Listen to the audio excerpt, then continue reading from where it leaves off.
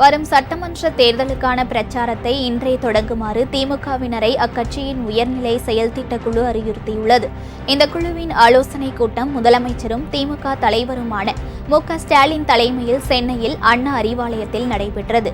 கட்சியின் பொதுச் செயலாளர் துரைமுருகன், பொருளாளர் டி.ஆர். பாலு மற்றும் முதன்மைச் செயலாளர், துணை பொதுச் செயலாளர்கள் மற்றும் உயர்நிலை செயல்திட்ட குழுவில் உள்ள 19 உறுப்பினர்களும் பங்கேற்றனர்.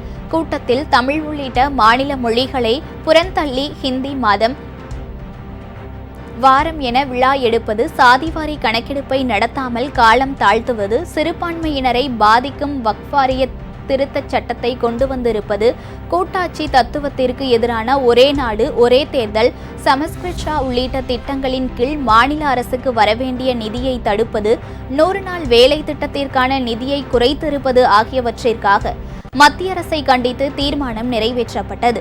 மேலும் தமிழக மீனவர்களை கைது செய்வது, தாக்குவது போன்றவற்றிற்கு முற்றுப்புள்ளி வைக்க இலங்கையில் புதிதாக அமைந்துள்ள அரசுக்கு அழுத்தம் தருவதோடு இலங்கையில் தமிழர்கள் விரும்பும் அரசியல் தீர்வை உறுதி செய்ய வேண்டும் என்ற தீர்மானமும் நிறைவேற்றப்பட்டது. மணிப்பூர் 18 மாதங்களாக பற்றி எரிவதை இனியும் வேடிக்கை பார்க்காமல் அனைத்து மக்களின் பாதுகாப்பை உறுதி செய்யவும், மனித நேயம் உயிர் பெறவும் பிரதமர் மோடி தனி கவனம் செலுத்த வேண்டும் எனவும் திமுக உயர்நிலை செயல்திட்ட குழு வலியுறுத்தியுள்ளது.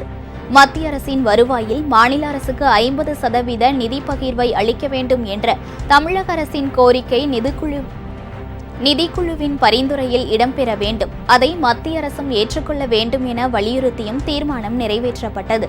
வரும் 2026 சட்டமன்ற தேர்தலில் திமுக ஆட்சி மீண்டும் பலரும் மனதில் ஐயமில்லை என்றும், இருப்பினும் அரசின் சாதனைகள், திட்டங்கள், முதலமைச்சரின் செயல்பாடுகள், தொலைநோக்கு பார்வைகள் ஆகியவற்றை மக்களுக்கு நினைவூட்ட இப்போதே தேர்தல் பரப்புரையை தொடங்க வேண்டும் என திமுகவினர் உயர்நிலை செயல்திட்ட குழு அறிவுறுத்தியுள்ளது.